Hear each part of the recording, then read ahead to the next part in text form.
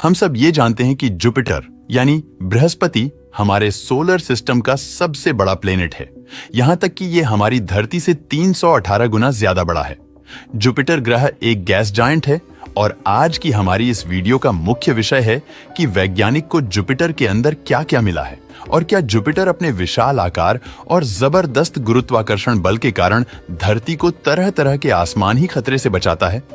दोस्तों, हमारे ब्रह्मांड की शुरुआत धूल के कण और गैस के भिन्न भिन्न उपदानों से हुई थी। आज से करीब 450 करोड़ साल पहले जो सबसे पहले प्लेनेट की उत्पत्ति हुई थी वो थे नेपच्यून, यूरेनस, सैटर्न और जुपिटर। जुपिटर के मजबूत ग्रेविटी की वजह से इसने ब्रह्मांड से धूल के कण और विशाल गैस के बादलों को खुद के अंदर खींचकर खुद को सटीक शेप और बड़े साइज में डालने में सक्षम हुआ और सारे ग्रहों से सबसे पहला ग्रह और सबसे बड़ा ग्रह बनकर सामने आया। वैसे तो मुख्य रूप से दो गैसों से बना है, एक है हाइड्रोजन और दूसरा है हीलियम, जिसमें 90% हाइड्रोजन और 10% हीलियम मौजूद है। जैसा कि हम फोटो में देखते हैं कि जुपिटर के खूबसूरत घूमते रंग बेरंगी बादल जो इसके एटमॉस्फेयर में मौजूद है, जिसे ट्रोपोस्फियर कहते हैं, वो इसके एटमॉस्फेयर में 50 किलोमीटर गहराई तक फैला है और जो अमोनिया, अमोनियम हाइड्रोसल्फाइड और पानी से बना है और जो मिलकर जुपिटर के लाल रंग के लेयर का निर्माण करते हैं। वैसे हम जब भी जुपिटर की तरफ देखते हैं तो हमें यही लगता है कि इस पर भी सतह मौजूद होगी, लेकिन दोस्तों ऐसा बिल्कुल भी नहीं है। जुपिटर पर किसी भी तरह की सतह मौजूद ही नहीं है। इसमें सिर्फ और सिर्फ घने गैस के घूमते बादल और लिक्विड मौजूद है। अगर हम इस पे कोई स्पेसक्राफ्ट भेजते हैं तो उसे लैंड करने के लिए सतह ही नहीं मिलेंगी। लेकिन ऐसा भी नहीं है कि इस गैस के गोले पे कोई स्पेसक्राफ्ट जाए और इसके एक छोर से होकर दूसरे छोर से बिना क्षतिग्रस्त हुए निकल जाए। जुपिटर का एक्सेसिव दबाव इस स्पेसक्राफ्ट को कुचल देगा और अतिरिक्त तापमान के कारण ये पिघलकर भाप बनकर हवा में उड़ जाएगा।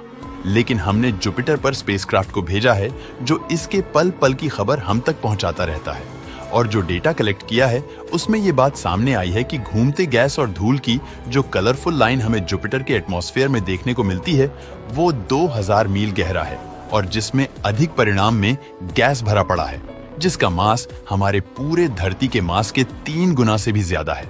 ये हवा के बेल्ट 360 किलोमीटर प्रति घंटे की रफ्तार से बहते हैं।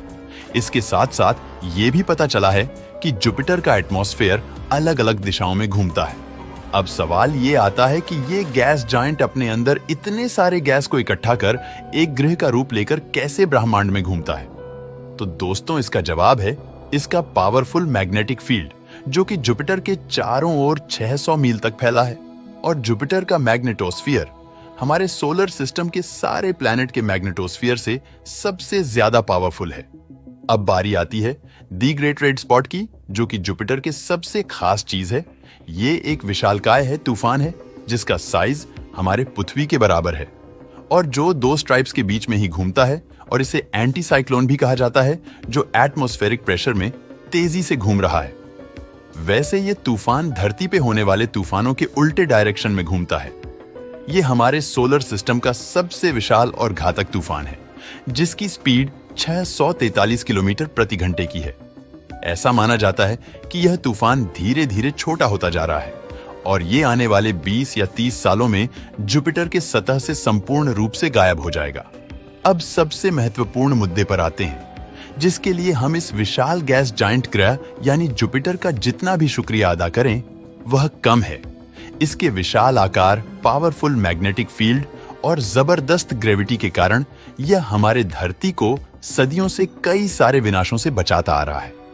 18 मार्च 1993 को स्मिथ माइक्रोस्कोप के जरिए हमें पता चला कि एक उल्का पिंड जो 1.5 से 2 किलोमीटर चौड़ा था और इसे जुपिटर ने अपने टाइट फोर्स और ग्रेविटी से अपनी ओर खींच लिया और जुपिटर के जबरदस्त मैग्नेटिक फील्ड के कारण ये उल्का पिंड लगभग 30 टुकड़ों में टूटकर बिखर गया और फिर ये 30 टुकड़े किसी मालगाड़ी की तरह एक के बाद एक करके जुपिटर से टकराने लगे और इस टकराव से उत्पन्न ऊर्जा 300 मिलियन एटॉमिक से उत्पन्न होती ऊर्जा के बराबर थी और इस टकराव की वजह से जुपिटर के एटमॉस्फेयर में बड़े बड़े काले धब्बे देखने को मिले और इस टक्कर के कारण इस गैस जायंट का तापमान बढ़कर 53,000 डिग्री सेल्सियस से ज्यादा हो गया था। तो फिर इमेजिन कीजिए कि ये उल्का पिंड जुपिटर से न टकराकर अगर हमारे पृथ्वी से आ टकराता तो धरती का क्या हाल होता। यही कि हर तरह विनाश का मंजर होता, आग जल रहे होते और सब कुछ जलकर राख हो चुका होता। और हम और आप जो अभी बैठकर इस वीडियो को देख रहे हैं, वह देख पाने के लिए शायद हम जिंदा ना होते। सो दोस्तों, ऐसे ही हजारों उल्का पिंड के टकराव से आए दिन जुपिटर हमें बचाता रहता है और हम यही दुआ करते हैं कि आने वाले दिनों में भी यह हमें यूं ही बचाता रहे। दोस्तों, आज के लिए बस इतना ही। आज की हमारी ये वीडियो आप लोगों को कैसी लगी, हमें कमेंट करके जरूर बताएं।